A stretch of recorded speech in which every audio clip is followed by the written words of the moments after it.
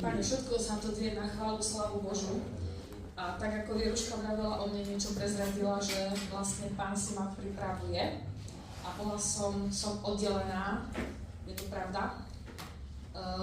Keď som sama, tak naozaj spoznávam viac a viac Boha. A počúvam veľmi veľa teraz požehnaných kázaní, študujem Božie slovo, chválim Pána, modlím sa. A chcem vám povedať, že Pán mi dal na srdce, aby som tu aj dnes povedala, že my všetci, ktorí sme hladní po Božích veciach, tak to, že sme sa znovu zrodili, skvelé, haleluja, prvý krok. To, že trávime čas s Pánom doma, úžasné, perfektné, keď si oddelíme ten svoj čas pre Pána. Ale potom musíme ísť a dávať to ostatné. Amen. Pretože preto nás Boh pomazal, aby sme to robili ako Ježiš Kristus. Aby sme šli a kázali evanjelium, kladli ruky na hory. A to sa mi všetko teraz tak prepája aj tu. Ja som prijala toľko od Pána.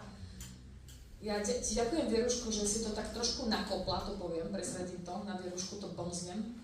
Ja som proste, sa vám priznám, ja som mala plán, že pôjdem do Hořovic so synom do cirkvi, tak som si to ja pripravila a Vieruške som sa už dávno ospravedlnila, že neprídem. Ona je svätá pokušiteľka. Včera mi volala, potvora jedna svätá. A ty počúva, ako sa máš, čo robíš. To začína tak nenápadne. A to tak vždycky ona robí. A potom, a budeš chýbať, Zbyňkovi budeš chýbať, bude chýbať tvoj smiech. Ale vieš, Vieruško, to proste, ja už mám plán, ja idem proste to si so synom. A Vieruško, však sa ho opýtaj toho syna, či by nešiel s tebou. Hovorím, dobre, Vieruško, tak dobre sa opýtam. A volala som vlastne synovi Miškovi a Miško povedal, vieš čo, mami, ty túžiš tam ísť? Hovorím, áno, choď. A ja díky Pane, haleluja, som zložila telefón, ja som mala taký pokoj, ešte sme s Zajtinom, všetko proste Boh to riešil. Ale naozaj vám chcem povedať, že ja som tu dnes toľko, že sme si aj s Zajtinom hovorili. Ja som 20 rokov za chvíľu budem kresťanka.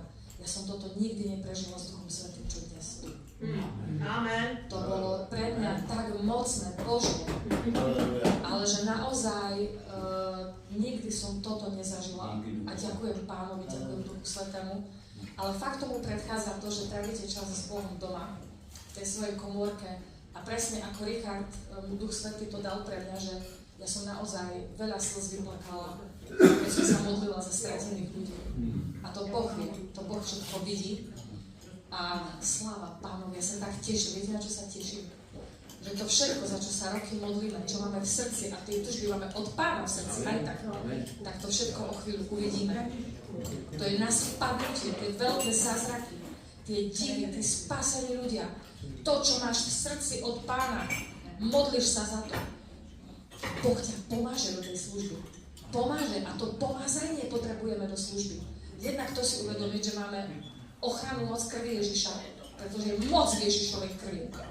Ježišova krv nás najskôr očistila zvnútra. Spasila nás, zachránila nás, ale ďalej tá krv pôsobí.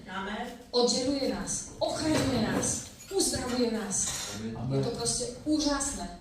Ja teraz som tak nabudená, pretože pozerám veľa vyučovaní Reinharda Bonkeho a to, ako on slúžil, aké on mal svedectvo a presne to, čo povedal, že tí, ktorí sú slabí, úsvetá, neurodzení, tí si vybral Boh. Amen. On si nevybral dokonalých, ktorí to zvládnu sami, ktorí si to sami zmanéžujú, zorganizujú.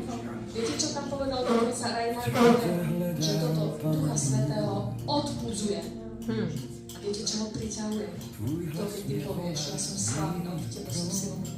Ja to nezvládnem, ale ty vo mne to zvládneš. Amen. To pomazanie, ktoré na mne to urobí. Amen. To nie som ja, ale to je on.